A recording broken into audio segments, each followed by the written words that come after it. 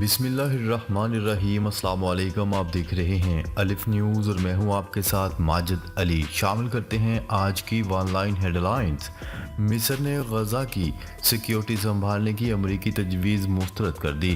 مصر کے صدر عبد الفاتح السیسی نے کہا ہے کہ امریکہ نے حماس کی شکست کے بعد ہمیں غزہ میں سیکیورٹی سنبھالنے کی تجویز دی ہے، لیکن ہم نے معذرت کر لی ہے۔ وال اسٹریٹ جرنل کی رپورٹ کے مطابق امریکہ نے تجویز دی ہے کہ مصر حماس کی اسرائیل کے ہاتھوں شکست کے بعد سے فلسطینی اتھارٹی کے غزہ میں حکومت کے قیام تک غزہ کی سیکیورٹی کا انتظام سنبھالے، جس پر مصر کے صدر عبد الفاتح السیسی نے امریکی تجویز کو مسترد کر دیا۔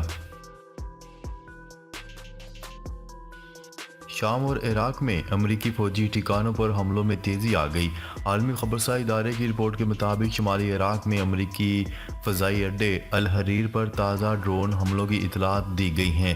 تسنیم خبرساں ادارے کی رپورٹ کے مطابق علاقائی میڈیا نے بتایا ہے کہ شمالی عراق میں امریکی فوجی بیس الحریر کو ڈرون حملوں سے نشانہ بنایا گیا۔ عراق کی اسلامی مزاحمت تحریک نے ایک بیان جاری کر کے باضابطہ طور پر امریکی ایئر بیس الحریر پر حملوں کی ذمہ داری قبول کر لی۔ دوسری جانب امریکی وزارت دفاع پینٹاگون کے ایک اہلکار نے شام میں الحسکہ شہر کے جنوب میں واقع الشدادی میں امریکی فوج پر حملے کی بھی اطلاع دی ہے۔ ترک صدر رجب طیب اردوان اور ابراہیم رئیسی کی ملاقات، مشرق وسطی کی صورتحال پر غور۔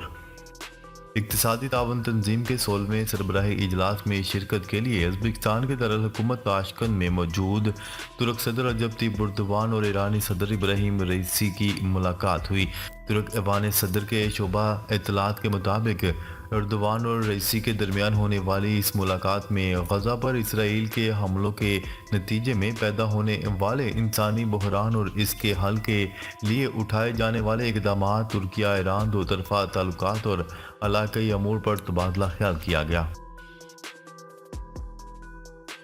غزہ جنگ، سعودی عرب نے عرب لیگ کا ہنگامی اجلاس طلب کر لیا۔ سعودی عرب اسرائیل حماس جنگ کے سلسلے میں جلد عرب ملکوں کی کانفرنس بلانے کا ارادہ رکھتا ہے۔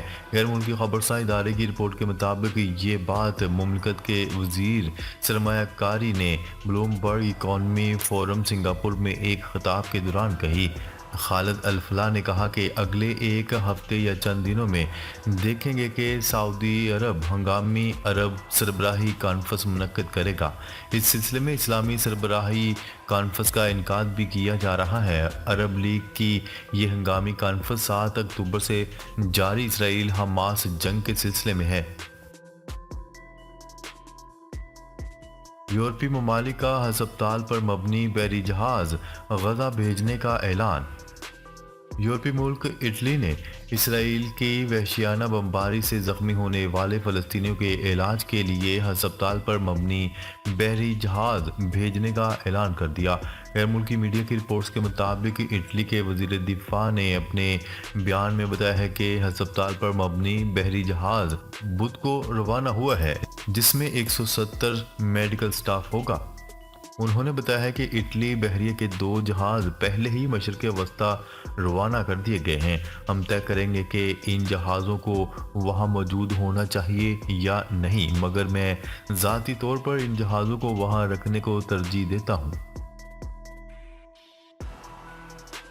نیٹو نے غزہ میں جزوی جنگ بندی کی حمایت کر دی۔ امریکی قیادت میں بننے والے نیٹو اتحاد نے غزہ میں جزوی طور پر جنگ بندی کی حمایت کر دی۔ نیٹو کے سیکرٹری جنرل جینز اسٹولٹنبرگ کا کہنا تھا کہ انسانی ہمدردی کی بنیاد پر جزوی جنگ بندی کی حمایت کرتے ہیں۔ جزوی جنگ بندی سے امداد پہنچانے کا موقع ملے گا۔ انہوں نے کہا ہے کہ جنگ کو علاقائی تنازع میں بڑھنے سے روکنا ضروری ہے، جبکہ ایران، حزب اللہ اور دیگر گروپوں کو آگے نہیں بڑھنا چاہیے۔ اسرائیل کے جنگی جرائم کے خلاف عالمی عدالت برائے انصاف میں درخواست دائر۔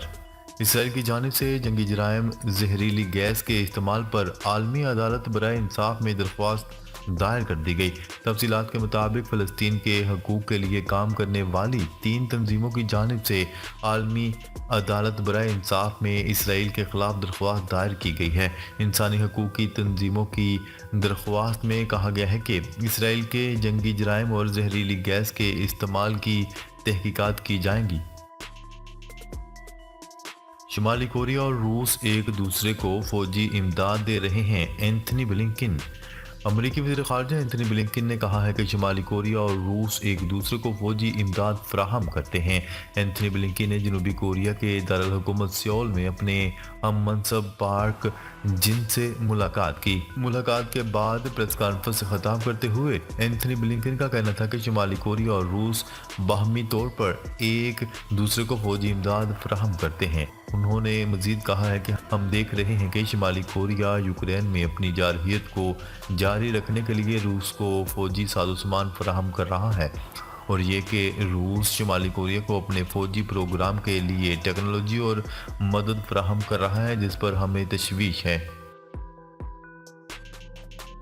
صوبہ پنجاب میں زہریلی دھند، اسکول اور دیگر اہم مقامات بند۔ واضح رہے کہ پنجاب میں اسموگ کے باعث گجرانوالہ سمیت 5 اضلاع میں اسمارٹ لاک ڈاؤن لگانے کا فیصلہ کیا گیا ہے، جس کے تحت 10 نومبر سے 12 نومبر تک گجرانوالہ، سیالکوٹ، نارووال، حافظہ آباد اور وزیر آباد میں اسمارٹ لاک ڈاؤن ہوگا۔ فلسطینیوں کی امداد کے لیے 100 ملین یورو دیں گے، فرانس نے بڑا اعلان کر دیا۔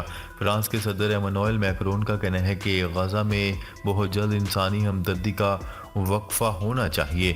پیرس میں غزہ امدادی کانفرنس سے خطاب کرتے ہوئے فرانسیسی صدر نے مزید کہا ہے کہ ہمیں غزہ میں جنگ بندی پر زور دینے کی ضرورت ہے۔ ان کا کہنا تھا کہ شہریوں کو تحفظ فراہم کرنا ناگزیر ہے اور یہ ایک فوری ضرورت ہے۔ فرانسیسی صدر میکرون نے اس موقع پر فلسطینیوں کے لیے مزید امداد کا بھی اعلان کیا۔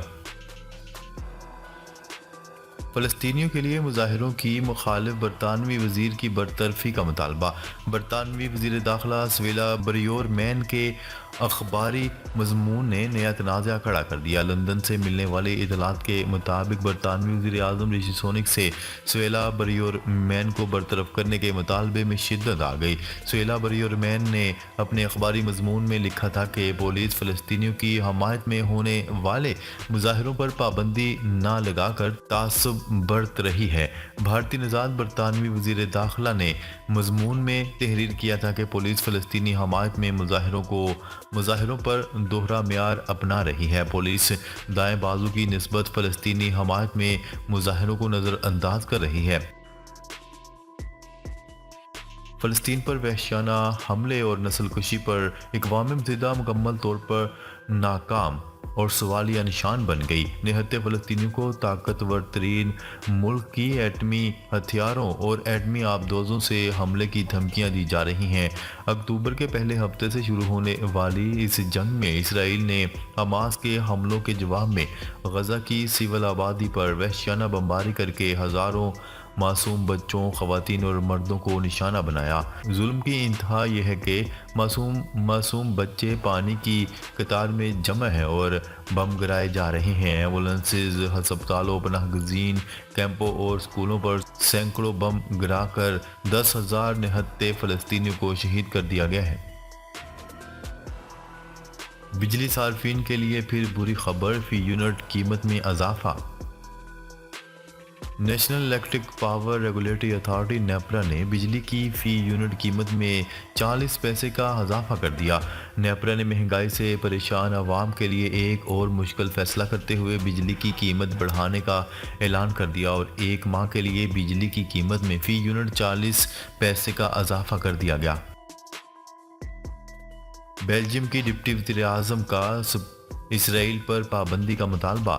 بیلجیم کی ڈپٹی وزیر اعظم نے غزہ پر وحشیانہ بمباری کرنے کی وجہ سے اسرائیل پر پابندی کا مطالبہ کر دیا۔ غیر ملکی خبرساز ایجنسی کی رپورٹ کے مطابق بیلجیم کی ڈپٹی وزیر اعظم نے اپنی حکومت پر زور دیا ہے کہ وہ غزہ پر بمباری کرنے پر اسرائیل پر پابندی لگائے۔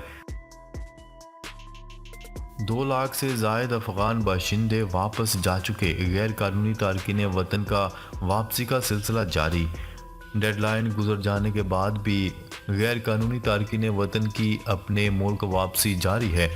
گزشتہ روز 4119 غیر قانونی افغان باشندے اپنے ملک چلے گئے۔ واپس جانے والے افغان شہریوں میں 1272 مرد، 1188 خواتین اور 1649 بچے شامل تھے۔ واضح ہے کہ حکومت پاکستان کی جانب سے غیر قانونی طور پر مقیم غیر ملکیوں کو دی گئی 31 اکتوبر کی تاریخ ختم ہو چکی ہے اور ملک میں غیر قانونی طور پر مقیم افراد کو کیمپوں میں رکھا جا رہا ہے۔ وزیر اعلیٰ پنجاب محسن نقوی نے سکھ یاترا بکنگ پورٹل کا افتتاح کر دیا۔ پاکستان میں پہلی بار مذہبی سیاحت پروگرام کا باقاعدہ آغاز کر دیا گیا۔ نگراں وزیر اعلیٰ پنجاب محسن نقوی نے سکھ یاترا بکنگ پورٹل کا افتتاح کر دیا۔ سکھ یاترا بکنگ پورٹل کے ذریعے دنیا بھر سے سکھ یاتری صوبے میں آن لائن ہوٹل بکنگ کی سہولت حاصل کر سکیں گے۔ سکھ یاترا بکنگ پورٹل کے ذریعے آمد و رفت کے لیے گاڑی کا انتخاب اور سیکیورٹی سروسز ہائر کرنا ممکن ہوگا۔ ٹورز کے دوران سکھ یاتریوں کو VIP کا درجہ حاصل ہوگا۔ ناظرین، اب تک کے لیے اتنا ہی۔ مزید خبریں لے کر بہت جلد آپ کی خدمت میں حاضر ہوں گے۔ تب تک کے لیے اپنا خیال رکھیے گا۔ اللہ نگہبان۔